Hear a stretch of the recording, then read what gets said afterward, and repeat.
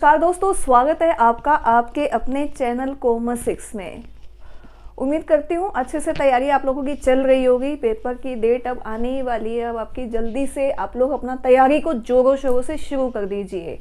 चलिए, एक बहुत इम्पोर्टेंट टॉपिक आपके लिए, वैसे तो पार्टनरशिप का जो टॉपिक है वो आपको आता भी होगा काफ़ी हद तक। मैं समझती हूँ कि जो अगर आप लोग तैयारी कर रहे हैं मेरे साथ, तो बहुत से जो स्टूडेंट हैं वो टीचर भी होंगे, तैयारी करते हैं, पढ़ाते भी हैं, पढ़ते भी हैं, तो लगभग जो कंसेप्ट है आपके क्लियर होंगे। लेकिन कुछ ऐसे पॉइंट हैं जो बेसिक कंसेप्ट भी हैं, साथ साथ कुछ टिपिकल भी हैं, तो वो मैं आपको बताऊंगी कि पेपर में इस तरह से क्वेश्चन बनने के चांसेस हैं और पहले कैसे क्वेश्चन आए हुए वो भी हम लोग देख लेंगे।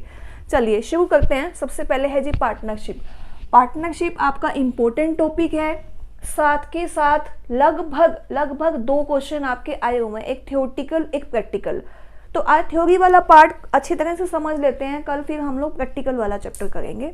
देखिए,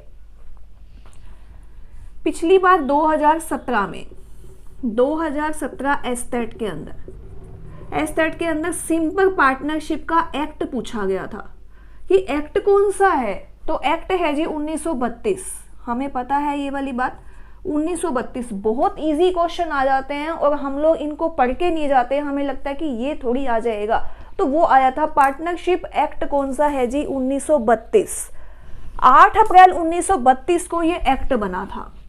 8 अप्रैल 1932 को पार्टनरशिप का एक्ट बना और 1 अप्रैल 1932 को ये फोर्स में आ गया, यानी कि इसने क्या किया जी, काम करना शुरू कर दिया। 8 अप्रैल 1932 को एक्ट बना और साथ की साथ 1 अक्टूबर 1932 को इसने काम करना शुरू कर दिया, मतलब कि ये फोर्स में आ गया। ठीक है, उसके हिसाब से क्या था जी, ये ध्यान से देखिए। पहले क्या था कि मेंबर कितने होने चाहिए। मेंबर तो नेचुरल सी बात है, अगर पार्टनरशिप है तो पार्टनरशिप के अंदर अकेला तो पार्टनरशिप बनेगी नहीं, अकेला बंदा अपना पार्टनर तो हो नहीं सकता। तो पार्टनर कितने होने चाहिए, कम से कम 2। ज्यादा से ज्यादा कितने होने चाहिए, 20 1932 के हिसाब से। और अगर बैंकिंग सेक्टर में आ रहे हैं तो कम से कम कितने होने चाहिए, 2। और ज्यादा से ज्यादा कितने होने चाहिए, 10। अगर बैंकिंग सेक्टर से रिलेटेड कोई काम करते हैं मिलके पार्टनर, तो क्या है जी, 10 पार्टनर होने चाहिए। और वैसे क्या है, 20 होने चाहिए। फिर आ गया कंपनी एक्ट 2013। धीरे धीरे अमेंडमेंट हुई। पार्टनरशिप क्या है, पार्टनरशिप छोटी मोटी नहीं है। पार्टनरशिप क्या है, एक फर्म है, फर्म की तरह काम करती है, मिलजुल के बहुत बड़े बिजनेस की टारगेट नहीं होता इनका कि हाँ जी आप पर्टिकुलर इतनी कैपिटल लगा सकते हैं, कितनी मर्जी कैपिटल लगा सकते हैं। ये तो अगर कोई लिमिट नहीं है तो मेंबर्स की लिमिट क्यों, तो इनकी मेंबर्स को भी बढ़ा दिया गया कंपनी एक्ट 2013 के हिसाब से। ध्यान रखिएगा, क्वेश्चन आपका घूम फिर के आ सकता है। 1932 के हिसाब से मैक्सिमम कितने होने चाहिए, 20, और मिनिमम तो 2 हैं ही। इसके अंदर आपके मिनिमम 2 और मैक्सिमम आपके 50 हो सकते हैं। ये नई अमेंडमेंट है 2013 के हिसाब से। कंपनी एक्ट जो 2013 का है, क्या क्या अमेंडमेंट हुई है उसके ऊपर भी मैं एक वीडियो बनाऊंगी। आपको कंपनी से रिलेटेड जितने भी जो चेंजेज हुए और क्या क्या है, उसमें से 2 क्वेश्चन आपके आने पक्के हैं, तो वो भी हम लोग ध्यान से करेंगे। पहले पार्टनरशिप कर लेते हैं, फिर हम लोग उसको कर लेंगे। देखिए, 50 मेंबर ज्यादा से ज्यादा हो सकते हैं। 2017 में एक क्वेश्चन ये आया था और एक आया था आपका टाइप ऑफ पार्टनर से रिलेटेड कि किस तरह से वो एक्ट, माइनर जो पार्टनर होता है उसके ऊपर क्या ट्रीटमेंट होता है, तो वो हम लोग देख लेते हैं एक बार। देखिए, पार्टनरशिप क्या है। पार्टनरशिप नेचुरल सी बात है, ये है जी राम है, बेचारा सा है, परेशान है, बिल्कुल अकेला है, काम करता रहता है, अकेला लगा रहता है बहुत ज्यादा। उसके अंदर काम को बढ़ाने की बहुत इच्छा है, लेकिन क्या करे, पैसा नहीं है इतना। दिमाग है, मेहनती है, लेकिन क्या करे, पैसा नहीं है। ये है जी शाम है, पैसा है लेकिन मेहनत नहीं कर सकता, इसके अंदर इतने आइडियाज नहीं है। पैसा तो है इसके पास, मनी है, पैसा है, बहुत ज्यादा पैसा है। अब क्या करें, इसकी लिमिटेशन को अगर इसकी लिमिटेशन से दूर कर दें तो पार्टनरशिप बन जाएगी, बिल्कुल बन जाएगी पार्टनरशिप तो बन गई। लेकिन ये क्या कहता है, ये कहता है कि मैं काम नहीं करूंगा, मैं तो पैसा लगा दूंगा।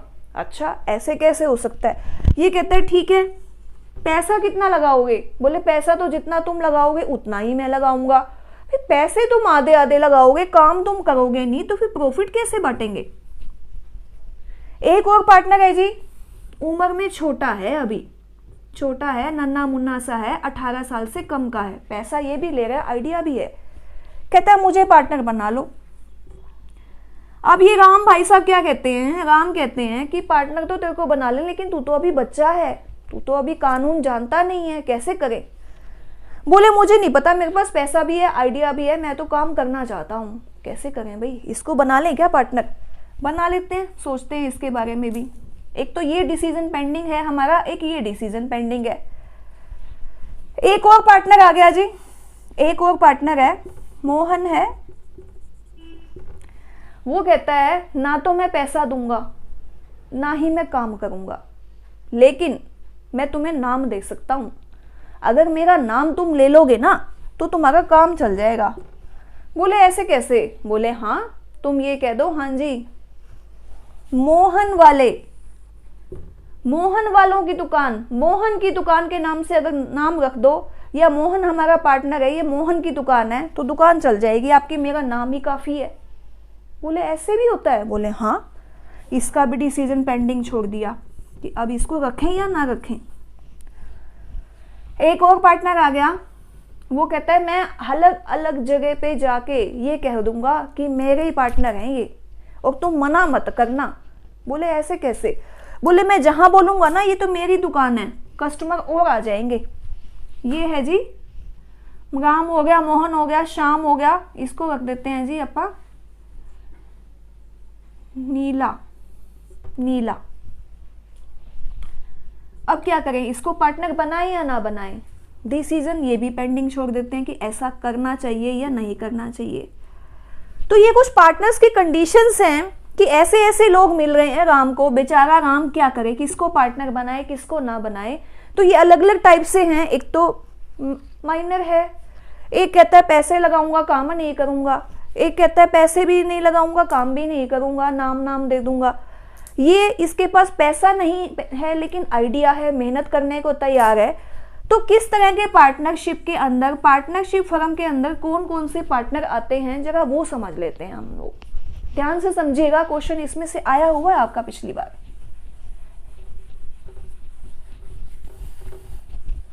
राम, मोहन, सोहन, श्याम, नीला, पीला सब आ जाएंगे अब इसके अंदर, देखिएगा ध्यान से बिल्कुल।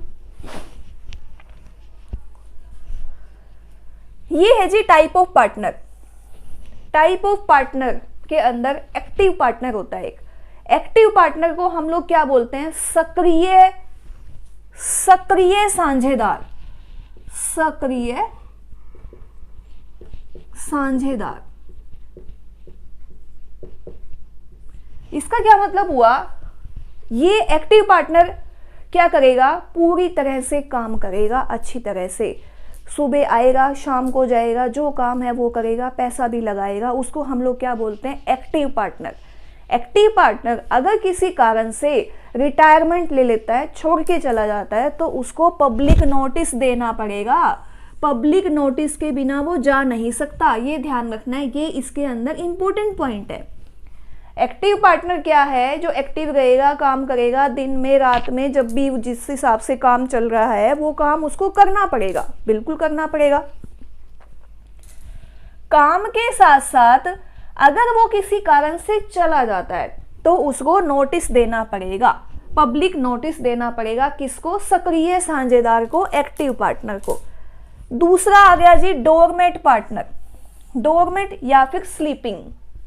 लेकिन हाँ, एक और बात है कि जो प्रॉफिट है वो आधा आधा होगा, जितना काम वो कर रहा है दूसरा पार्टनर भी उतना ही कर रहा होगा। मिलके प्रॉफिट को बांटेंगे कैपिटल के हिसाब से या फिर प्रॉफिट के हिसाब से जो उन्होंने डिसाइड किया होगा। वो भी हम देखेंगे क्या क्या कंडीशंस होती हैं।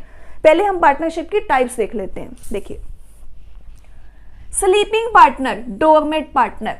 डोरमेट पार्टनर क्या होता है? काम नहीं करता, पैसे तो लगा दिए लेकिन वो क्या है, दिखाई भी नहीं दे रहा कहीं पे, आपको पता ही नहीं है कि वो पार्टनर है। जब भी आप कोई सामान खरीदने के लिए गए, पार्टनरशिप वाली शॉप के ऊपर गए और मान लो राम और मोहन सन्स के नाम से शॉप है, यानी राम भी पार्टनर है और मोहन भी पार्टनर है, हमेशा राम ही आपको मिलता है, मोहन तो आपको मिलता ही नहीं है।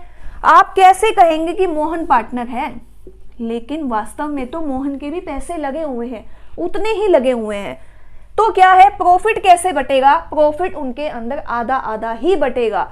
लेकिन अगर किसी कारण से वो रिटायर हो जाता है, चला जाता है, तो उसे कोई नोटिस देने की जरूरत नहीं है पब्लिक को।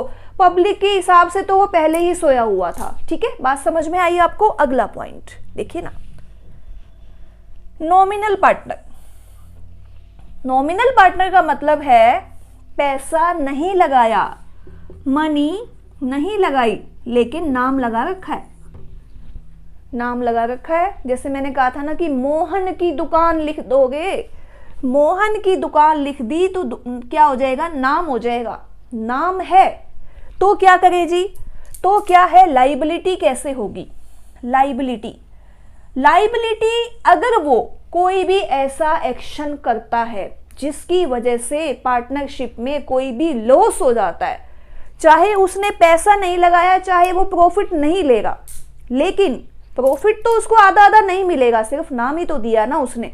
हाँ, अंडर टेबल वो कभी हो सकता है कि कोई ऐसी उनकी बात हुई हो कि हाँ जी हम आपको जो नाम ले रहे हैं ना बदले में पैसे दे देंगे, वो एक अलग मैटर है, लेकिन प्रॉफिट में उसका हिस्सा नहीं है। लेकिन अगर वो किसी तरह से इस नाम को यूज करता है वो खुद, और वो नुकसान हो जाता है, तो नुकसान जो होगा तो वो क्या होगा जी, बाहर की जितनी भी जिम्मेवारी है उसको उसे पूरा करना पड़ेगा। जो नाम देने के चक्कर में वो जो घाटा होगा ना वो उसको भुगतना पड़ेगा। ठीक है, देखिए अब ये है जी partner by estoppel. Partner by estoppel का मतलब क्या हो गया कि नाम भी नहीं दे रखा उसने, मोहन की दुकान वगैरह नहीं लिखा हुआ, लेकिन वो दूर दूर जाकर लोगों को ये कह देता है कि अपनी दुकान है। हाँ जी, कहाँ से ले रहे हो सामान? बोले जी मुझे तो कपड़े लेने हैं। बोले वहां से ले लो कपड़े मेरे नाम के। बोले ऐसे कैसे? बोले अपनी दुकान है तो अपनी दुकान है, अपनी पार्टनरशिप है, अपनी तो चलती है वहां पर। तो वो टाइप के जो पार्टनर होते हैं ना उनको क्या बोला जाता है? Partner by estoppel. उनको कोई लॉस प्रॉफिट से कोई मतलब नहीं होता, कुछ नहीं मिलता उनको। उनका अगर मान लो कोई लाइबिलिटी होती है तो वो होल्ड कर ली जाती है, उनको कुछ पे नहीं करना पड़ता। होल्ड आउट बोलते हैं जिसके अंदर, वो होते हैं पार्टनर बाय एस्टोपल। एस्टोपल होते हैं, सिर्फ वो नाम के ही होते हैं। लेकिन लेकिन लेकिन ये ध्यान रखिएगा, किसी भी कारण से ऐसे अगर कोई कस्टमर आके ये पूछे कि हाँ जी मुझे तो ना रामलाल मिला था और वो कह रहा था ये आपकी दुकान, उसकी दुकान है, क्या ये उसकी दुकान है? क्या वो पार्टनर है? बोले हाँ, तो ये उसको डिनाई नहीं कर सकता, मना नहीं कर सकता कि नहीं जी ये उसका, ये दुकान नहीं है, ये उनकी आपसी सेटिंग रहेगी। ठीक है, तभी तो पार्टनर बाय एस्टोपल हो गया ना। नहीं तो ऐसे तो मैं किसी कहीं भी कह दूं, मैं तो कह दूं हाँ जी रिलायंस वाले मेरे रिश्तेदार हैं, जाके सामान ले लो, फोन ले लो, मिल जाएगा आपको, नहीं मिलने वाला। मेरे कहने से तो कुछ नहीं होगा ना, ये तो उनकी आपसी सहमति है। ठीक है, फिर है जी पार्टनर्स प्रॉफिट ओनली। नाम से ही समझ में आ रहा है कि पार्टनर्स का जो प्रॉफिट है वही डिवाइड होगा जी, लॉस में मेरी कोई जिम्मेवारी नहीं है। बड़ा समझदार निकला जी। कौन? नीला। मान लो नीला है, नीला कहता है अगर तुम्हें प्रॉफिट होता है तो मैं ले लूंगा, अगर कोई लॉस हो जाता है तो मेरी कोई जिम्मेवारी नहीं है, मैं नहीं देने वाला कुछ भी। अब दूसरे पार्टनर्स हैं, वो सोच रहे हैं पैसा तो मिल ही रहा है, लॉस में हम जाने नहीं वाले, ले लेते हैं इसको, फिर ये काम तो कर ही रहा है। तो क्या होगा, प्रॉफिट अगर होगा तो नीला को मिलेगा, लॉस के अंदर इसकी कैपिटल में से नहीं काटा जाएगा। ठीक है, ये होते हैं। फिर इसका मतलब क्या हुआ कि इनकी तो कोई लाइबिलिटी नहीं है। अगर किसी कारण से फर्म जो है वो दिवालिया हो जाती है या लॉस हो गया तो इसको कोई मतलब नहीं है, तो प्रॉफिट का हकदार था ना सिर्फ। तो ये हो गया। फिर आ गया जी माइनर पार्टनर। माइनर पार्टनर कौन से होते हैं? माइनर पार्टनर के ऊपर पिछली बार क्वेश्चन आया हुआ था, ध्यान से समझिएगा आप। माइनर पार्टनर एक थोड़ा सा इसमें कंसेप्ट है, उसको आप लोग क्लियर कर लीजिए एक बार, क्वेश्चन हो सकता है आपका बन जाए। क्योंकि क्या होता है कि क्वेश्चन टॉपिक तो आपके रिपीट ही होते हैं, हो सकता है एक आधा कोई क्वेश्चन भी रिपीट हो जाए, 2017 में आया था तो घूम फिर के हो सकता है वैसा ही क्वेश्चन आ जाए या फिर उससे मिलता जुलता क्वेश्चन आ जाए। देखिए माइनर पार्टनर, माइनर पार्टनर क्या हुआ जी, छोटा सा लड़का काम करने की इच्छुक है, पैसा भी ले रहा है बहुत ज्यादा, कहता है मुझे ना पार्टनर बना लो। बोले पार्टनर तो बना लें, अगर कोई लॉस हो गया, कोई नुकसान हो गया, कुछ हो गया, दिवालिया घोषित हो गए, तेरे पे तो कोई कानूनी एक्शन ही नहीं होगा, लोग कहेंगे ये तो माइनर है, इसके ऊपर तो कानून लागू नहीं होगा, अब क्या करें जी। तो बोले कोई बात नहीं, मैं पैसा भी दूंगा, मैं मेहनत भी करूंगा। तो इसके ऊपर कौन कौन सी कंडीशन लागू होंगी, देखिए लिमिटेड बाय शेयर, जितना मान लो इसने 10 लाख रुपए लगा दिए कैपिटल के, तो 10 लाख रुपए में जितना इसका हिस्सा है ना 10 लाख तक का, उस लॉस का, उस लाइबिलिटी के लिए तो ये जिम्मेवार होगा, लेकिन उससे ज्यादा की अगर कोई लॉस हो जाता है तो उसके लिए ये जो माइनर है ना ये जिम्मेवार नहीं होगा। अब एक और क्वेश्चन आता है कि अगर माइनर, माइनर मेजर भी तो बनेगा ना, क्या वो माइनर ही रह जाएगा? 17-18 साल का लड़का है, वो 19 साल का भी तो होगा ना कभी, तो वो 19 साल का हो गया, 18 साल क्रॉस कर दिया, 18 का ही हो गया पूरा। अब वो 18 का हो गया तो वो कहता है जी मैं तो अब मेजर बन गया, मैच्योर हो गया मैं तो, अब मुझे आप पार्टनरशिप में शामिल करो दोबारा से। तो दोबारा से शामिल करने के लिए न्यू कॉन्ट्रैक्ट बनेगा, एक तो बिल्कुल बनेगा, और एक क्या है जी, पब्लिक को नोटिस देना पड़ेगा, ये ध्यान रखिएगा।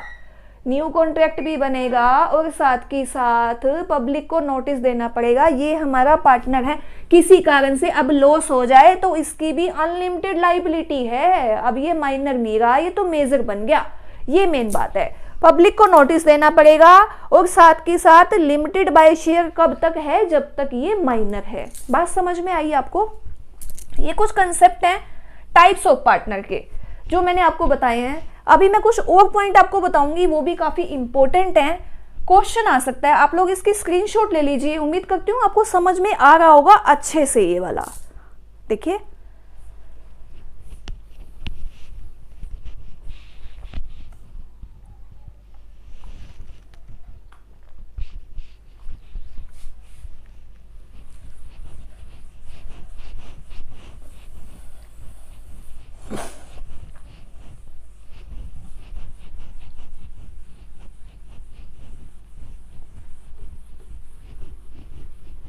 एक होता है जी डीड, पार्टनरशिप डीड के बारे में आपने सुना होगा, बहुत बार सुना होगा। पार्टनरशिप डीड एक एग्रीमेंट, वो कुछ जो टर्म एंड कंडीशन है वो भी देख लेते हैं। हमने टाइप ऑफ पार्टनर तो कर लिए, अब हमारी पार्टनरशिप तो बन गई, हमने माइनर मेजर सब ले लिए, हमने एक्टिव भी ले लिया, स्लीपिंग भी ले लिए, सारे पार्टनरशिप बहुत सारे हो गए हमारे पास।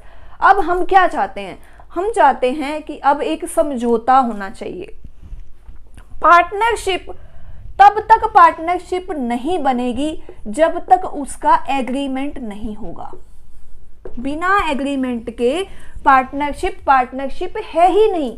मतलब कि आपस में कोई ना कोई समझौता होना चाहिए। मान लीजिए मैं हूं और मैं किसी पर्सन को जानती हूं, हम 2 जने हो गए, हम दोनों ने डिसाइड कर लिया हाँ काम करेंगे, ऐसा करेंगे, लाख लाख रुपए लगाएंगे और अपना एक बढ़िया सा कोचिंग सेंटर खोलेंगे और अपना पढ़ाया करेंगे। बोले ठीक है जी, मैं हो गई और एक और मेरी मैडम हो गई साथ में, हम दोनों ने पढ़ाना शुरू करा। हमने कोई कॉन्ट्रैक्ट नहीं करा, कुछ डिसाइड नहीं करा, ना ढंग से पैसे वैसे लगाए। 1 लाख अभी पूरे मेरे नहीं हुए, 1 लाख उसके नहीं हुए, हमें तो घाटा हो गया बहुत, हमारा सेंटर चला नहीं। जैसे कोरोना काल में, अब देखिए कोरोना काल हो गया तो अब नहीं चला, तो अब क्या करें जी?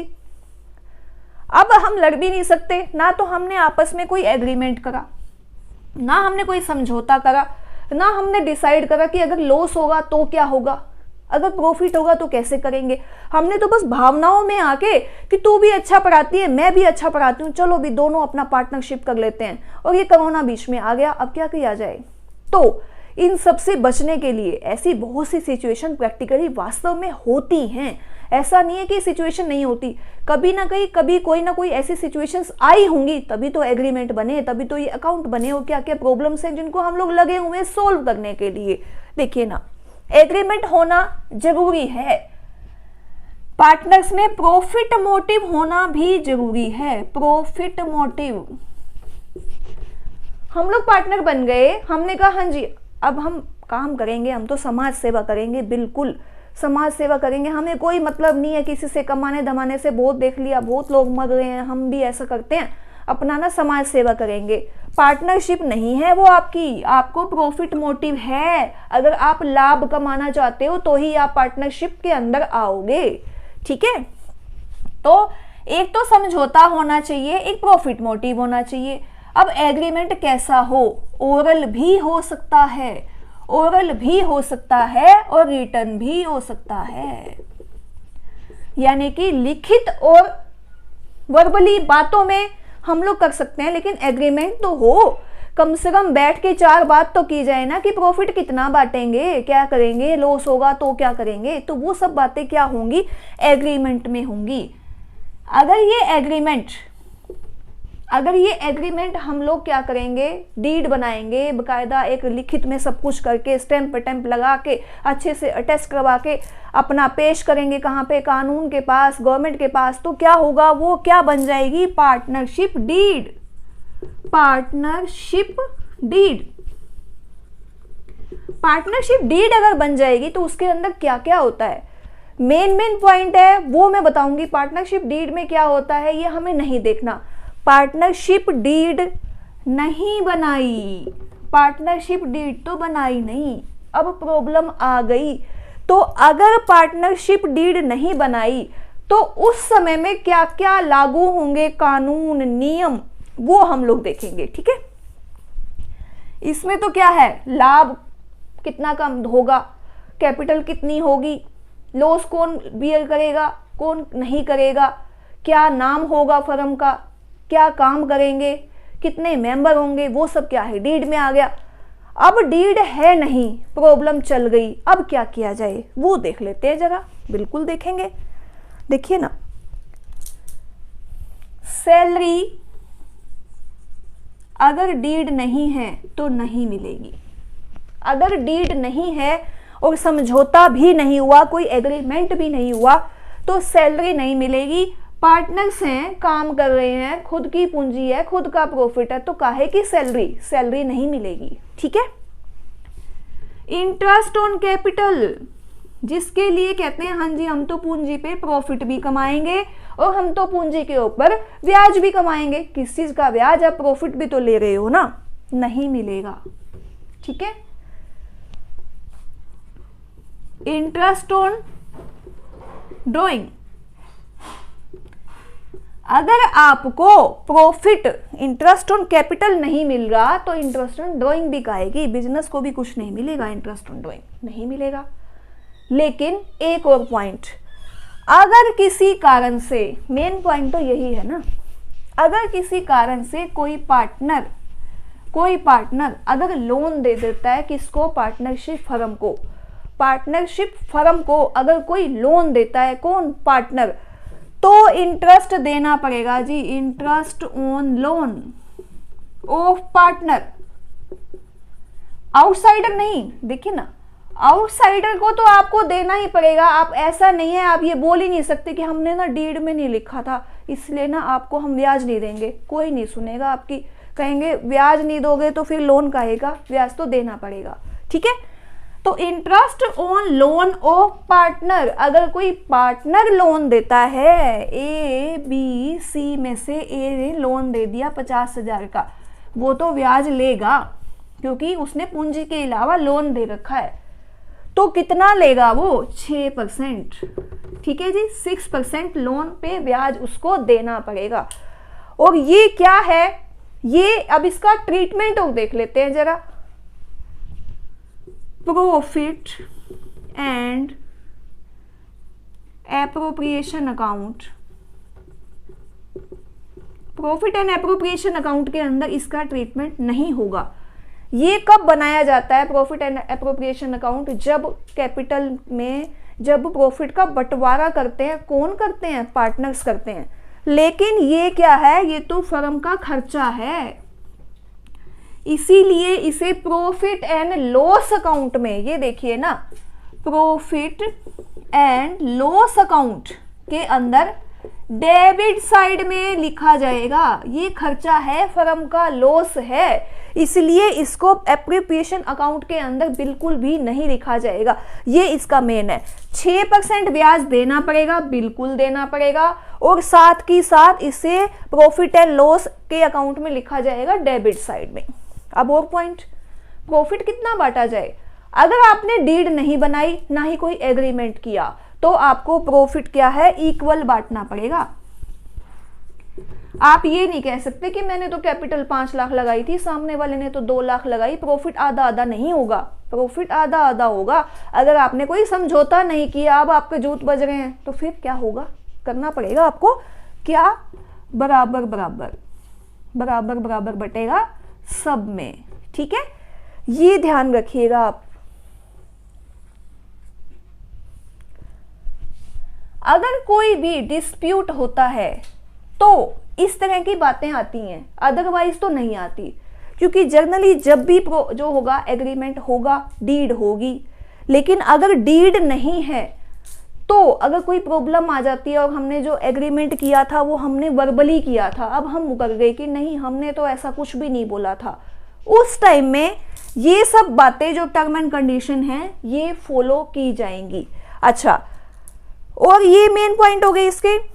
अब आपका एक और पॉइंट है जी इंटरेस्ट ऑन ड्राइंग का, वो भी देख लेते हैं। फिर उसके बाद कल मैं आपको जो हमारे जो कैलकुलेशन ऑफ जो है रेशो है वो करवाऊंगी कि भी एडमिशन होता है तो कैसे कैलकुलेशन करनी है, डेथ होती है तो कैसे करनी है, और अगर कोई रिटायर होता है क्या क्या है, वो सारा अच्छे से समझेंगे प्रैक्टिकली, जो जो आपके एग्जाम में आने के चांसेस हैं। देखिए ना ध्यान से, अगर आप बिजनेस में पैसा लगा रहे हो तो कभी ना कभी तो आपको पैसा निकालना भी पड़ेगा। ऐसा कोई पर्सन नहीं होता जिसे कभी पैसे की पर्सनली जरूरत ना पड़े। अगर उसे पैसे की पर्सनली जरूरत है तभी तो वो ड्राइंग करेगा ना, और ड्राइंग करेगा तो ब्याज देना पड़ेगा। डीड है, हम ये मान के चलेंगे डीड में है या एग्रीमेंट में है। तो देखिए ना आप, interest on drawing, interest on drawing,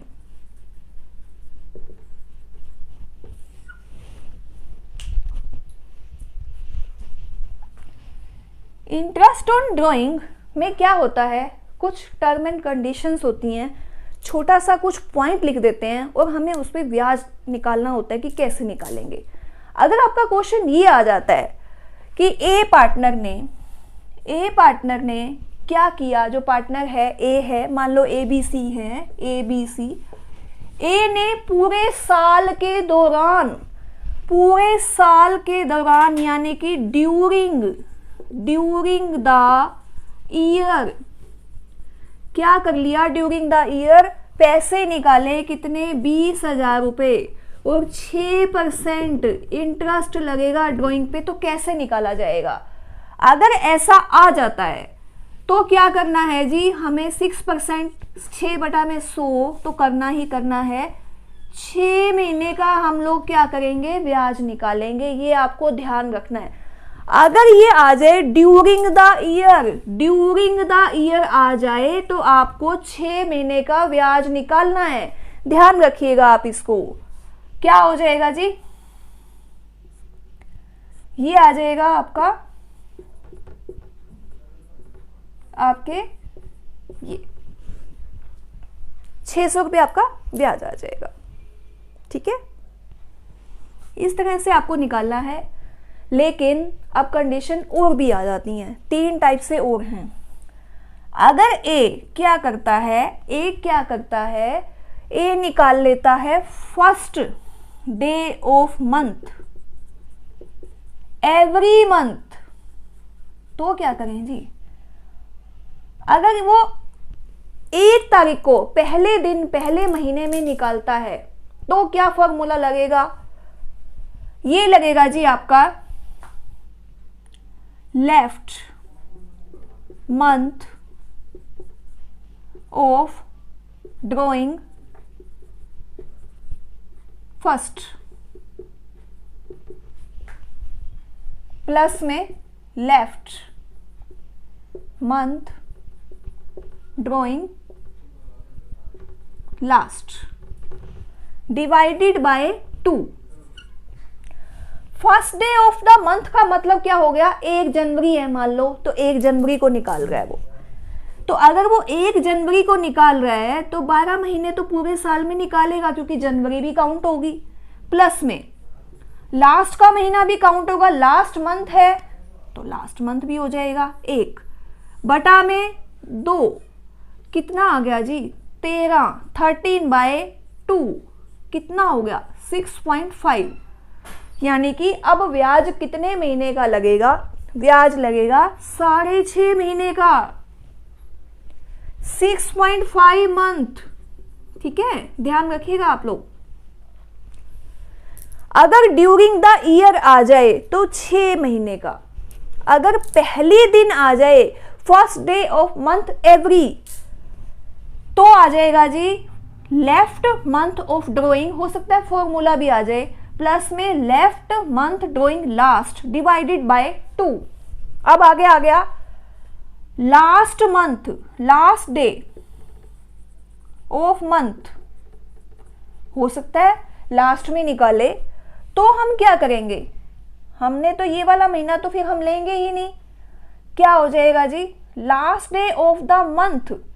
तो last day of the month कौन सा हो गया, last day of the month निकाला तो फिर कितना हो जाएगा जी 11, प्लस में अगला जो लास्ट है, लास्ट महीने में तो कुछ बचेगा ही नहीं, 0 बटा में 2।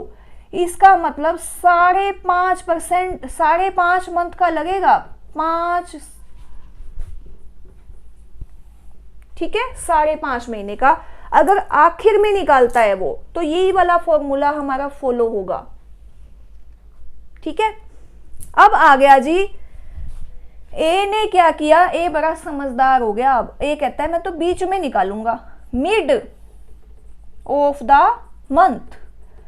मिड आ गया तो फिर क्या करेंगे जी, मिड आ गया तो कोई बात नहीं, 11.5 प्लस में आधा, आधा महीना बच गया ना, बटा में 2, 12 बटा में 2, यानी कि 6 महीने का, 6 मंथ का लगेगा। ध्यान से देखिए, अगर वो ड्यूरिंग द ईयर करता है तो 6 मंथ, अगर वो first day of every month करता है तो 6.5 महीने का, अगर वो last day of the month करता है तो 5.5 महीने का, और अगर वो मिड ऑफ द मंथ करता है तो क्या करेंगे जी 12 बटा में 2, 6 मंथ का लगेगा। ये ध्यान रखिएगा, ये ड्राइंग की कैलकुलेशन है, अभी मैंने आपको बताई थी। मान लीजिए ऐसे है, 20,000 रुपये की उसने ड्राइंग करी, 6 महीने का उसका इंटरेस्ट लगेगा, ड्यूरिंग द ईयर है 6%, जितना भी परसेंट होगा बटा में आप 100 कर दीजिएगा, वो आपकी परसेंटेज निकल जाएगी। क्लियर है यहाँ तक? कोई डाउट हो तो आप लोग कमेंट कर सकते हैं। वीडियो उम्मीद करती हूँ कि आपको पसंद आई होगी और आपके लिए काफ़ी हेल्पफुल होगी ये। अगर मेरी ये वीडियो आपको पसंद आ रही है तो आप इसको लाइक कीजिए, शेयर कीजिए, कमेंट कीजिए कि आपको कितनी हेल्पफुल हो रही है। और अगर आपने अभी तक चैनल को सब्सक्राइब नहीं किया है तो इसको सब्सक्राइब कर दीजिए। जुड़िए, जल्दी ही हम लोग लाइव क्लास लेंगे, बहुत जल्दी। अब वो दिन दूर नहीं जब हम लोग लाइव क्लासेस की तैयारी करेंगे, लाइव में अपने कमेंट करेंगे और साथ के साथ हम लोग और अच्छे से जोरों शोरों से तैयारी करेंगे। ठीक है, मिलते हैं अगली वीडियो में। Thank you.